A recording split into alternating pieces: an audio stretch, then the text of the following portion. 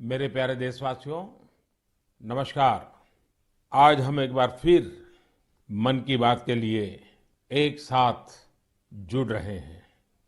2 दिन बाद दिसंबर का महीना भी शुरू हो रहा है और दिसंबर आते ही साइकोलॉजिकली हमें ऐसा ही लगता है कि चलिए भाई, साल पूरा हो गया, ये साल का आखिरी महीना है और नए साल के लिए ताने बाने बुनना शुरू कर देते हैं। इसी महीने नेवी डे और आर्म्ड फोर्सेस फ्लैग डे भी देश मनाता है। हम सबको मालूम है 16 दिसंबर को 1971 के युद्ध का स्वर्णिम जयंती वर्ष भी देश मना रहा है। मैं इन सभी अवसरों पर देश के सुरक्षा बलों का स्मरण करता हूं, हमारे वीरों का स्मरण करता हूं और विशेष रूप से ऐसे वीरों को जन्म देने वाली वीर माताओं का स्मरण करता हूं। हमेशा की तरह इस बार भी मुझे नमो ऐप पर, माईगॉव पर आप सबके ढेर सारे सुझाव भी मिले हैं। आप लोगों ने मुझे अपने परिवार का एक हिस्सा मानते हुए अपने जीवन के सुख दुख भी साझा किए हैं। इसमें बहुत सारे नौजवान भी हैं, छात्र छात्राएं हैं। मुझे वाकई बहुत अच्छा लगता है कि मन की बात का हमारा ये परिवार निरंतर बड़ा तो हो ही रहा है, मन से भी जुड़ रहा है और मकसद से भी जुड़ रहा है। और हमारे गहरे होते रिश्ते हमारे भीतर निरंतर सकारात्मकता का एक प्रवाह प्रवाहित कर रहे हैं। मेरे प्यारे देशवासियों, मुझे सीतापुर के ओजस्वी ने लिखा है कि अमृत महोत्सव से जुड़ी चर्चाएं उन्हें खूब पसंद आ रही हैं। वो अपने दोस्तों के साथ मन की बात सुनते हैं और स्वाधीनता संग्राम के बारे में काफी कुछ जानने का, सीखने का लगातार प्रयास कर रहे हैं। साथियों, अमृत महोत्सव सीखने के साथ ही हमें देश के लिए कुछ करने की भी प्रेरणा देता है। और अब तो देश भर में आम लोग हों या सरकारें, पंचायत से लेकर के पार्लियामेंट तक अमृत महोत्सव की गूंज है और लगातार इस महोत्सव से जुड़े कार्यक्रमों का सिलसिला चल रहा है। ऐसा ही एक रोचक प्रोग्राम पिछले दिनों दिल्ली में हुआ। आजादी की कहानी, बच्चों की जुबानी। कार्यक्रम में बच्चों ने स्वाधीनता संग्राम से जुड़ी गाथाओं को पूरे मनोभाव से प्रस्तुत किया। खास बात ये भी रही कि इसमें भारत के साथ ही नेपाल, मॉरिशस, तंजानिया, न्यूजीलैंड और फिजी के स्टूडेंट्स भी शामिल हुए। हमारे देश का महारत्न ओएनजीसी भी कुछ अलग तरीके से अमृत महोत्सव मना रहा है। ओएनजीसी इन दिनों ऑयल फील्ड्स में अपने स्टूडेंट्स के लिए स्टडी टूर का आयोजन कर रहा है। इन टूर्स में युवाओं को ओएनजीसी के ऑयल फील्ड ऑपरेशंस की जानकारी दी जा रही है। उद्देश्य ये कि हमारे उभरते इंजीनियर राष्ट्र निर्माण के प्रयासों में पूरे जोश और जुनून के साथ हाथ बटा सके। साथियों, आजादी में अपने जनजातीय समुदाय के योगदान को देखते हुए देश ने जनजातीय गौरव सप्ताह भी मनाया है। देश के अलग अलग हिस्सों में इससे जुड़े कार्यक्रम भी हुए। अंडमान निकोबार द्वीप समूह में जारवा और ओंगे ऐसे जनजातीय समुदाय के लोगों ने अपनी संस्कृति का जीवंत प्रदर्शन किया। एक कमाल का काम हिमाचल प्रदेश में ऊना के मिनिएचर राइटर रामकुमार जोशी जी ने भी किया है। उन्होंने पोस्टेज स्टैम्प पर ही, यानी इतने छोटे से पोस्टेज स्टैम्प पर नेताजी सुभाष चंद्र बोस और पूर्व प्रधानमंत्री लाल बहादुर शास्त्री जी के अनोखे स्केच बनाए हैं। हिंदी में लिखे राम शब्द पर उन्होंने स्केच तैयार किए, जिसमें संक्षेप में दोनों महापुरुषों की जीवनी को भी उकेरा गया है। मध्य प्रदेश के कटनी से भी कुछ साथियों ने एक यादगार दास्तान गोई कार्यक्रम की जानकारी दी है। इसमें रानी दुर्गावती के अदम्य साहस और बलिदान की यादें ताजा की गई हैं। ऐसा ही एक कार्यक्रम काशी में हुआ। गोस्वामी तुलसीदास, संत कबीर, संत रैदास, भारतेंदु हरिश्चंद्र, मुंशी प्रेमचंद और जयशंकर प्रसाद जैसी महान विभूतियों के सम्मान में 3 दिनों के महोत्सव का आयोजन किया गया। अलग अलग कालखंड में इन सभी की देश की जन जागृति में बहुत बड़ी भूमिका रही है। आपको ध्यान होगा, मन की बात के पिछले एपिसोड्स के दौरान मैंने 3 प्रतियोगिताओं का उल्लेख किया था, कंपटीशन की बात कही थी। एक, देशभक्ति के गीत लिखना, देशभक्ति से जुड़ी, आजादी के आंदोलन से जुड़ी घटनाओं की रंगोली बनाना और हमारे बच्चों के मन में भव्य भारत के सपने जगाने वाली लोरी लिखी जाए। मुझे आशा है इन प्रतियोगिताओं के लिए भी आप जरूर एंट्री भी भेज चुके होंगे, योजना भी बना चुके होंगे और अपने साथियों से चर्चा भी कर चुके होंगे। मुझे आशा है बढ़ चढ़ करके हिंदुस्तान के हर कोने में इस कार्यक्रम को आप जरूर आगे बढ़ाएंगे। मेरे प्यारे देशवासियों, इस चर्चा से अब मैं आपको सीधे वृंदावन लेकर चलता हूँ। वृंदावन के बारे में कहा जाता है कि ये भगवान के प्रेम का प्रत्यक्ष स्वरूप है। हमारे संतों ने भी कहा है, यह आशा धरी चित्त में, यह आशा धरी चित्त में, कहत जथा मति मोर, वृंदावन सुख रंग कौ, वृंदावन सुख रंग कौ, काहू न पायो और। यानी वृंदावन की महिमा हम सब अपने अपने सामर्थ्य के हिसाब से कहते जरूर हैं, लेकिन वृंदावन का जो सुख है, यहाँ का जो रस है, उसका अंत कोई नहीं पा सकता। वो तो असीम है। तभी तो वृंदावन दुनिया भर के लोगों को अपनी तरफ आकर्षित करता रहा है। इसकी छाप आपको दुनिया के कोने कोने में मिल जाएगी। पश्चिमी ऑस्ट्रेलिया में एक शहर है पर्थ। क्रिकेट प्रेमी लोग इस जगह से भली भांति परिचित होंगे, क्योंकि पर्थ में अक्सर क्रिकेट मैच होते रहते हैं। पर्थ में एक सेक्रेड इंडिया गैलरी, इस नाम से एक आर्ट गैलरी भी है। यह गैलरी स्वान वैली के एक खूबसूरत क्षेत्र में बनाई गई है और ये ऑस्ट्रेलिया की एक निवासी जगत तारिणी दासी जी के प्रयासों का नतीजा है। जगत तारिणी जी वैसे तो है ऑस्ट्रेलिया की, जन्म भी वहीं हुआ, लालन पालन भी वहीं हुआ, लेकिन 13 साल से भी अधिक समय वृंदावन में आकर के उन्होंने बिताया। उनका कहना है कि वे ऑस्ट्रेलिया लौट तो गई, अपने देश वापस तो गई, लेकिन वो कभी भी वृंदावन को भूल नहीं पाई। इसलिए उन्होंने वृंदावन और उसका आध्यात्मिक भाव से जुड़ने के लिए ऑस्ट्रेलिया में ही वृंदावन खड़ा कर दिया। अपनी कला को ही एक माध्यम बना करके एक अद्भुत वृंदावन उन्होंने बना लिया। यहाँ आने वाले लोगों को कई तरह की कलाकृतियों को देखने का अवसर मिलता है। उन्हें भारत के सर्वाधिक प्रसिद्ध तीर्थस्थलों वृंदावन, नवाद्वीप और जगन्नाथपुरी की परंपरा और संस्कृति की झलक देखने को मिलती है। यहाँ पर भगवान कृष्ण के जीवन से जुड़ी कई कलाकृतियां भी प्रदर्शित की गई हैं। एक कलाकृति ऐसी भी है जिसमें भगवान कृष्ण ने गोवर्धन पर्वत को अपनी छोटी उंगली पर उठा रखा है, जिसके नीचे वृंदावन के लोग आश्रय लिए हुए हैं। जगत तारिणी जी का यह अद्भुत प्रयास वाकई हमें कृष्ण भक्ति की शक्ति का दर्शन कराता है। मैं उन्हें इस प्रयास के लिए बहुत बहुत शुभकामनाएं देता हूं। मेरे प्यारे देशवासियों, अभी मैं ऑस्ट्रेलिया के पर्थ में बने वृंदावन के विषय में बात कर रहा था। ये भी एक दिलचस्प इतिहास है कि ऑस्ट्रेलिया का एक रिश्ता हमारे बुंदेलखंड के झांसी से भी है।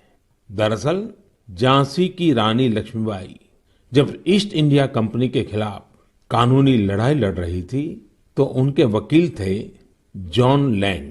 जॉन लैंग मूल रूप से ऑस्ट्रेलिया के ही रहने वाले थे। भारत में रहकर उन्होंने रानी लक्ष्मीबाई का मुकदमा लड़ा था। हमारे स्वतंत्रता संग्राम में झांसी और बुंदेलखंड का कितना बड़ा योगदान है, ये हम सब जानते हैं। यहाँ रानी लक्ष्मीबाई और झलकारी बाई जैसी वीरांगनाएं भी हुई और मेजर ध्यानचंद जैसे खेल रत्न भी इस क्षेत्र ने देश को दिए हैं। साथियों, वीरता केवल युद्ध के मैदान में ही दिखाई जाए ऐसा जरूरी नहीं होता।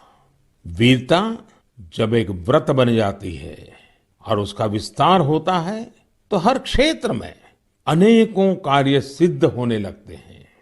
मुझे ऐसी ही वीरता के बारे में श्रीमती ज्योत्सना ने चिट्ठी लिखकर बताया है। जालौन में एक पारंपरिक नदी थी, नून नदी। नून यहाँ के किसानों के लिए पानी का प्रमुख स्रोत हुआ करती थी, लेकिन धीरे धीरे नून नदी लुप्त होने की कगार पर पहुंच गई। जो थोड़ा बहुत अस्तित्व इस नदी का बचा था, उसमें वो नाले में तब्दील हो रही थी। इससे किसानों के लिए सिंचाई का भी संकट खड़ा हो गया था। जालौन के लोगों ने इस स्थिति को बदलने का बीड़ा उठाया। इसी साल मार्च में इसके लिए एक कमेटी बनाई गई। हजारों ग्रामीण और स्थानीय लोग स्वतः स्फूर्त इस अभियान से जुड़े। यहाँ की पंचायतों ने ग्रामीणों के साथ मिलकर काम करना शुरू किया और आज इतने कम समय में और बहुत कम लागत में ये नदी फिर से जीवित हो गई है। कितने ही किसानों को इसका फायदा हो रहा है। युद्ध के मैदान से अलग वीरता का ये उदाहरण हमारे देशवासियों की संकल्प शक्ति को दिखाता है और ये भी बताता है कि अगर हम ठान ले तो कुछ भी असंभव नहीं है। और तभी तो मैं कहता हूं, सबका प्रयास। मेरे प्यारे देशवासियों, जब हम प्रकृति का संरक्षण करते हैं तो बदले में प्रकृति हमें भी संरक्षण और सुरक्षा देती है। इस बात को हम अपने निजी जीवन में भी अनुभव करते हैं और ऐसा ही एक उदाहरण तमिलनाडु के लोगों ने व्यापक स्तर पर प्रस्तुत किया है। ये उदाहरण है तमिलनाडु के तूतुकुड़ी जिले का। हम जानते हैं कि तटीय इलाकों में कई बार जमीन के डूबने का खतरा रहता है। तूतुकुड़ी में भी कई छोटे आइलैंड और टापू ऐसे थे जिनके समुद्र में डूबने का खतरा बढ़ रहा था। यहाँ के लोगों ने और विशेषज्ञों ने इस प्राकृतिक आपदा का बचाव प्रकृति के जरिए ही खोजा। ये लोग अब इन टापुओं पर पाल्मेरा के पेड़ लगा रहे हैं। ये पेड़ साइक्लोन और तूफानों में भी खड़े रहते हैं और जमीन को सुरक्षा देते हैं। इनसे अब इस इलाके को बचाने का एक नया भरोसा जगा है। साथियों, प्रकृति से हमारे लिए खतरा तभी पैदा होता है जब हम उसके संतुलन को बिगाड़ते हैं या उसकी पवित्रता नष्ट करते हैं। प्रकृति माँ की तरह हमारा पालन भी करती है और हमारी दुनिया में नए नए रंग भी भरती है। अभी मैं सोशल मीडिया पर देख रहा था, मेघालय में एक फ्लाइंग बोट की तस्वीर खूब वायरल हो रही है। पहली ही नजर ये तस्वीर हमें आकर्षित करती है। आप में से भी ज्यादातर लोगों ने इसे ऑनलाइन जरूर देखा होगा। हवा में तैरती इस नाव को जब हम करीब से देखते हैं तब हमें पता चलता है कि ये तो नदी के पानी में चल रही है। नदी का पानी इतना साफ है कि हमें उसकी तलहटी दिखती है और नाव हवा में तैरती सी लगने लग जाती है। हमारे देश में अनेक राज्य हैं, अनेक क्षेत्र हैं जहाँ के लोगों ने अपनी प्राकृतिक विरासत के रंगों को संजोकर रखा है। इन लोगों ने प्रकृति के साथ मिलकर रहने की जीवन शैली आज भी जीवित रखी है। ये हम सब के लिए भी प्रेरणा है। हमारे आसपास जो भी प्राकृतिक संसाधन है, हम उन्हें बचाएं, उन्हें फिर से उनका असली रूप लौटाएं। इसी में हम सबका हित है, जग का हित है। मेरे प्यारे देशवासियों, सरकार जब योजनाएं बनाती है, बजट खर्च करती है, समय पर परियोजनाओं को पूरा करती है, तो लोगों को लगता है कि वो काम कर रही है। लेकिन सरकार के अनेक कार्यों में, विकास के अनेक योजनाओं के बीच मानवीय संवेदनाओं से जुड़ी बातें हमेशा एक अलग सुख देती है। सरकार के प्रयासों से, सरकार की योजनाओं से कैसे कोई जीवन बदला, उस बदले हुए जीवन का अनुभव क्या है, जब ये सुनते हैं तो हम भी संवेदनाओं से भर जाते हैं। यह मन को संतोष भी देता है और उस योजना को लोगों तक पहुंचाने की प्रेरणा भी देता है। एक प्रकार से ये स्वांतः सुखाई तो है। और इसलिए आज मन की बात में हमारे साथ तो ऐसे साथी भी जुड़ रहे हैं जो अपने हौसलों से एक नया जीवन जीत कर आए हैं। इन्होंने आयुष्मान भारत योजना की मदद से अपना इलाज कराया और एक नई जिंदगी की शुरुआत की है। हमारे पहले साथी हैं राजेश कुमार प्रजापति, जिन्हें हृदय रोग की बीमारी, हार्ट की समस्या थी। तो आइए राजेश जी से बात करते हैं। राजेश जी नमस्ते। नमस्ते सर, नमस्ते। आपकी राजेश जी बीमारी क्या थी? फिर किसी डॉक्टर के पास गए होंगे, मुझे जरा समझाइए। स्थानीय डॉक्टर ने कहा होगा, फिर किसी और डॉक्टर के पास गए होंगे, फिर आप निर्णय नहीं करते होंगे या करते होंगे, क्या क्या होता था? जी, मुझे हार्ट में प्रॉब्लम सर आ गई थी, मेरे सीने में जलन होती थी सर। हम्म। फिर मैंने डॉक्टर को दिखाया। डॉक्टर ने पहले तो बताया हो सकता बेटा तुम्हारे एसिड होगी। तो मैंने काफी दिन एसिड की दवाई कराई। उससे जब मुझे फायदा नहीं हुआ, फिर डॉक्टर कपूर को दिखाया। तो उन्होंने कहा बेटा तुम्हारे जो लक्षण है उससे एंजियोग्राफी से पता चलेगा। फिर उन्होंने रेफर किया मुझे श्री राममूर्ति में। उनसे मिले हम अमरीश अग्रवाल जी से, तो उन्होंने मेरी एंजियोग्राफी करी। फिर उन्होंने बताया कि बेटा ये तो तुम्हारी नस ब्लॉकेज है। तो हमने कहा सर ये किसमें कितना खर्चा आएगा? उन्होंने कहा कार्ड है आयुष्मान वाला जो पीएम जी ने बनवा के दिया। तो हमने कहा सर है, हमारे पास है, और सारा इलाज उसी कार्ड से हुआ है सर। और जो आपने ये बनाया है कार्ड, बहुत ही अच्छी तरीके से हम गरीब आदमियों के लिए बहुत सहूलियत है इससे। और आपका कैसे मैं धन्यवाद करूं। आप करते क्या है राजेश जी? सर मैं इस समय तो प्राइवेट नौकरी करता हूं सर। और आयु कितनी है आपकी? मेरी 49 साल है सर। इतनी छोटी आयु में आपको हार्ट का ट्रबल हो गया?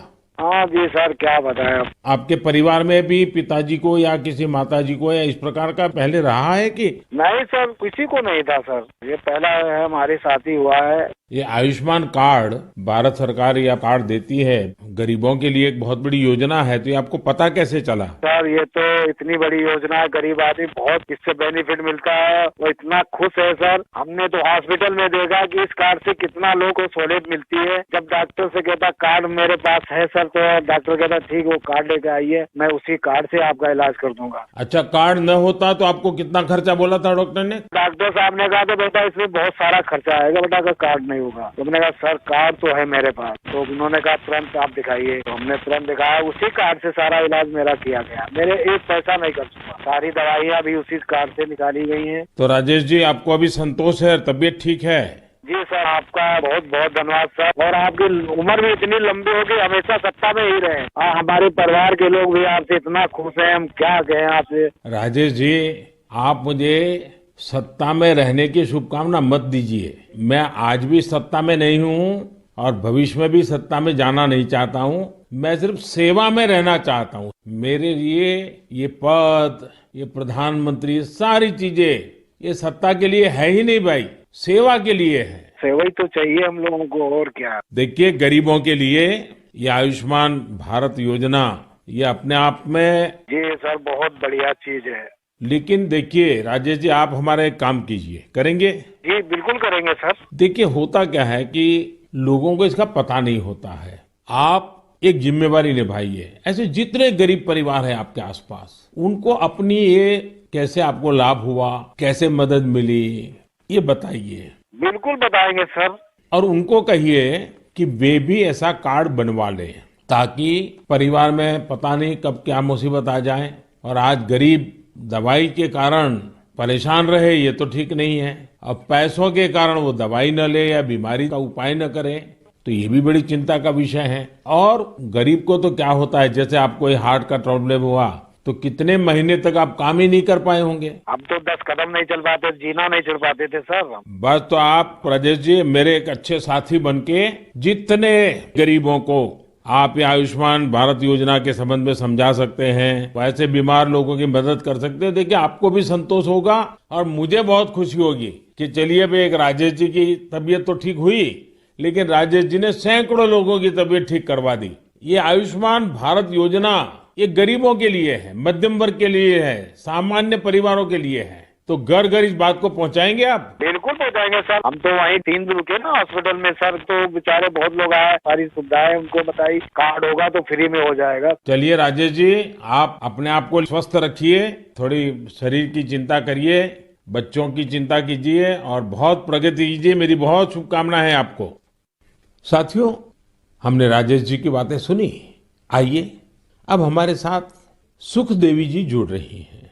घुटनों की समस्या ने उन्हें बहुत परेशान कर दिया था। आइए हम सुख देवी जी से पहले उनके दुख की बात सुनते हैं और फिर सुख कैसे आया वो समझते हैं। सुख देवी जी नमस्ते, आप कहाँ से बोल रही हैं? दाऊदपुरा से। कहाँ पड़ता है ये? मथुरा में। मथुरा में। फिर तो सुख देवी जी आपको नमस्ते भी कहना है और साथ साथ राधे राधे भी कहना होगा। हाँ, राधे राधे। अच्छा, हमें सुना कि आपको तकलीफ हुई थी, आपका कोई ऑपरेशन हुआ, जरा बताएंगे क्या बात है? हाँ, मेरा घुटना खराब हो गया था तो ऑपरेशन हुआ है मेरा प्रयाग हॉस्पिटल में। आपकी आयु कितनी है सुख देवी जी? उम्र 40 साल। 40 साल और सुखदेव नाम, और सुखदेवी को बीमारी हो गई? बीमारी तो मुझे 15-16 साल से लग गई। अरे बाप रे, इतनी छोटी आयु में घुटने आपके खराब हो गए? वो गठियावाई बोलते हैं, जो जोड़ों में दर्द थे, कहते हैं घुटना खराब हो गई। तो 16 साल से 40 साल की उम्र तक आपने इसका इलाज ही नहीं करवाया? नहीं करवाया था।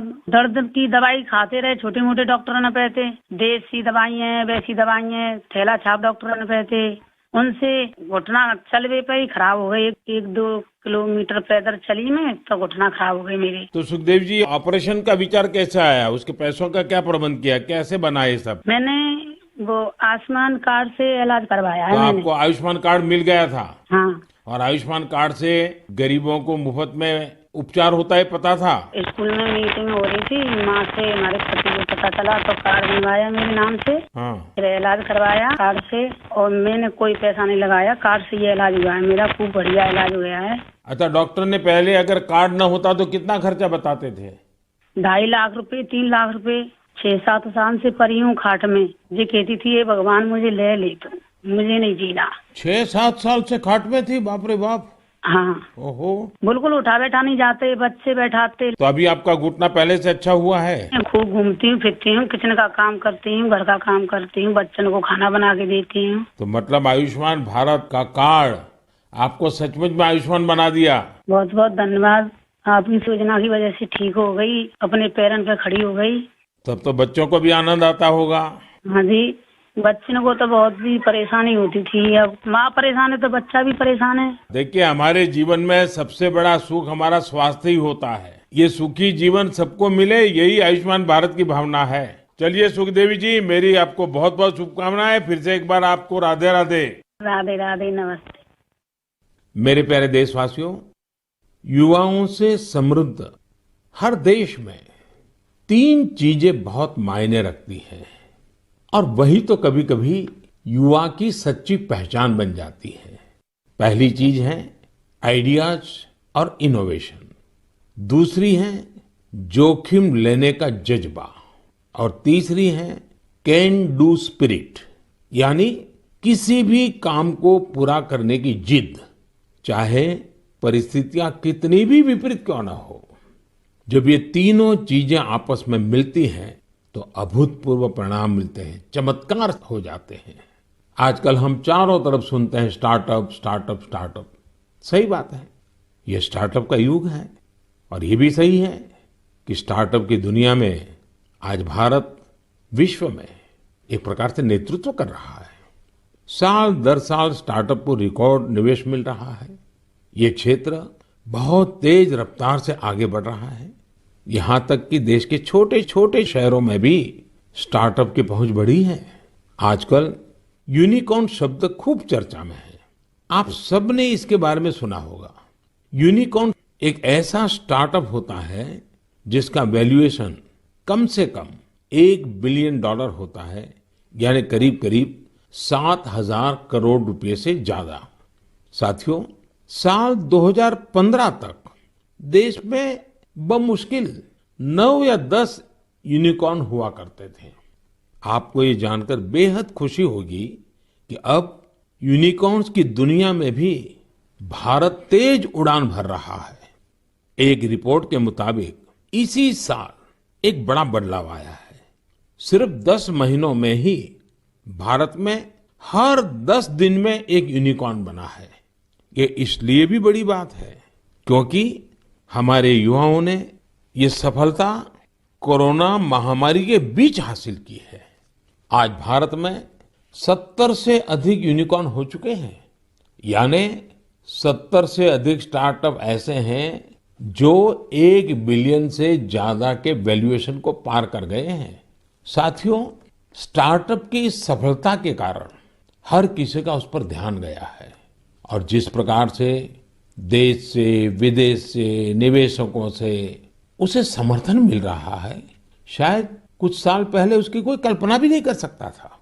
साथियों, स्टार्टअप्स के जरिए भारतीय युवा ग्लोबल प्रॉब्लम्स के समाधान में भी अपना योगदान दे रहे हैं। आज हम एक युवा मयूर पाटिल से बात करेंगे। उन्होंने अपने दोस्तों के साथ मिलकर पॉल्यूशन की प्रॉब्लम का सॉल्यूशन देने का प्रयास किया है। मयूर जी नमस्ते। नमस्ते सर जी। मयूर जी, आप कैसे हैं? बस बढ़िया सर, आप कैसे हो? मैं बहुत प्रसन्न हूँ। अच्छा, मुझे बताइए कि आज आप कुछ स्टार्टअप की दुनिया में हैं। हाँ जी। और वेस्ट में से बेस्ट भी कर रहे हैं। हाँ जी। एनवायरनमेंट का भी कर रहे हैं। थोड़ा मुझे अपने बारे में बताइए, कि काम के बारे में बताइए और इस काम के पीछे आपको विचार कहाँ से आया? तो जब कॉलेज में था तभी मेरे पास मोटरसाइकिल था जिसका माइलेज बहुत कम था और एमिशन बहुत ज्यादा था। वो 2 स्ट्रोक मोटरसाइकिल था। तो एमिशन कम करने के लिए और उसका माइलेज थोड़ा बढ़ाने के लिए मैंने कोशिश चालू किया था कुछ 2011-12 में, और उसका मैंने करीब करीब 62 किलोमीटर पर लीटर तक माइलेज बढ़ा दिया था। तो वहां से मुझे ये प्रेरणा मिली कि कुछ ऐसा चीज बनाएं जो मास प्रोडक्शन कर सकते हैं, तो बाकी बहुत सारे लोगों को उसका फायदा होगा। तो 2017-18 में हम लोगों ने उसका टेक्नोलॉजी डेवलप किया और रीजनल ट्रांसपोर्ट कॉर्पोरेशन में हम लोगों ने 10 बसेस में वो यूज किया उसका रिजल्ट चेक करने के लिए, और करीब करीब हम लोगों ने उसका 40% एमिशन उसका कम कर दिया बसेस में। अब ये टेक्नोलॉजी जो आपने खोजी है उसका पेटेंट वगैरह करवा लिया? हाँ जी, पेटेंट हो गया। ये साल में ही हमें पेटेंट ग्रांट होके आ गया। और आगे इसको बढ़ाने का क्या प्लान है आपका? किस प्रकार से कर रहे हैं? जैसे बस का रिजल्ट आ गया, उसके भी सारी चीजें बाहर आ गई होगी, तो आगे क्या सोच रहे हैं? सर, स्टार्टअप इंडिया के अंदर नीति आयोग से अटल न्यू इंडिया चैलेंज जो है वहाँ से हमें ग्रांट मिला, और वो ग्रांट के बेसिस पे हम लोगों ने अभी फैक्ट्री चालू किया जहाँ पे हम एयर फिल्टर्स का मैन्युफैक्चरिंग कर सकते हैं। तो भारत सरकार की तरफ से कितना ग्रांट मिला आपको? 90 लाख। 90 लाख। और उससे आपका काम चल गया? हाँ, अभी तो चालू हो गया है, प्रोसेस में है। आप कितने दोस्त मिलकर के कर रहे हैं सब? हम लोग 4 लोग हैं सर। और चारों पहले साथ में ही पढ़ते थे और उसी में से आपको एक विचार आया आगे बढ़ने का? हाँ जी, हाँ जी, हम कॉलेज में ही थे, तो कॉलेज में हम लोगों ने ये सब सोचा, और ये मेरा आइडिया था कि मेरा मोटरसाइकिल का एटलीस्ट पोल्यूशन कम हो जाए और माइलेज बढ़ जाए। अच्छा, पोल्यूशन कम करते हैं, माइलेज बढ़ाते हैं, तो एवरेज खर्च कितना बचता होगा? सर, मोटरसाइकिल पे हम लोगों ने टेस्ट किया, उसका माइलेज होता 25 किलोमीटर पर लीटर, वो हम लोगों ने बढ़ा दिया 39 किलोमीटर पर लीटर। तो करीब करीब 14 किलोमीटर का फायदा हुआ, और उसमें से 40% का कार्बन एमिशंस कम हो गया। और जब बसेस पे किया रीजनल ट्रांसपोर्ट कॉर्पोरेशन में, तो वहाँ पे 10% फ्यूल एफिशिएंसी इंक्रीज हुआ, और उसमें भी 35-40% एमिशंस कम हो गया। मयूर, मुझे अच्छा लगा आपसे बात करके, और आपके साथियों को भी मेरी तरफ से बधाई दीजिए कि कॉलेज लाइफ में खुद की जो समस्या थी उस समस्या का समाधान भी आपने खोजा, और अब उस समाधान में से जो रास्ता चुना उसने पर्यावरण की समस्या को एड्रेस करने के लिए आपने बीड़ा उठाया। और ये हमारे देश के युवाओं का ये सामर्थ्य ही है कि कोई भी बड़ी चुनौती उठा लेते हैं और रास्ते खोज रहे हैं। मेरी तरफ से आपको बहुत शुभकामनाएं हैं। बहुत बहुत धन्यवाद। Thank you sir, thank you. साथियों, कुछ सालों पहले यदि कोई कहता था कि वो बिजनेस करना चाहता है या एक कोई नई कंपनी शुरू करना चाहता है, तब परिवार के बड़े बुजुर्ग का जवाब होता था, तुम नौकरी क्यों नहीं करना चाहते? नौकरी करो ना भाई। अरे नौकरी में सिक्योरिटी होती है, सैलरी होती है, झंझट भी कम होती है। लेकिन आज यदि कोई अपनी कंपनी शुरू करना चाहता है तो उसके आसपास के सभी लोग बहुत उत्साहित होते हैं और इसमें उसका पूरा सपोर्ट भी करते हैं। साथियों, भारत की ग्रोथ स्टोरी का यह टर्निंग पॉइंट है, जहां अब लोग सिर्फ जॉब सीकर्स बनने का सपना नहीं देख रहे, बल्कि जॉब क्रिएटर्स भी बन रहे हैं। इससे विश्व मंच पर भारत की स्थिति और मजबूत बनेगी। मेरे प्यारे देशवासियों, आज मन की बात में हमने अमृत महोत्सव की बात की, अमृत काल में कैसे हमारे देशवासी नए नए संकल्पों को पूरा कर रहे हैं, इसकी चर्चा की। और साथ ही दिसंबर महीने में सेना के शौर्य से जुड़े हुए अवसरों का भी जिक्र किया। दिसंबर महीने में ही एक और बड़ा दिन हमारे सामने आता है जिससे हम प्रेरणा लेते हैं। ये दिन है 6 दिसंबर को बाबा साहब आम्बेडकर की पुण्यतिथि। बाबा साहब ने अपना पूरा जीवन देश और समाज के लिए, अपने कर्तव्यों के निर्वहन के लिए समर्पित किया था।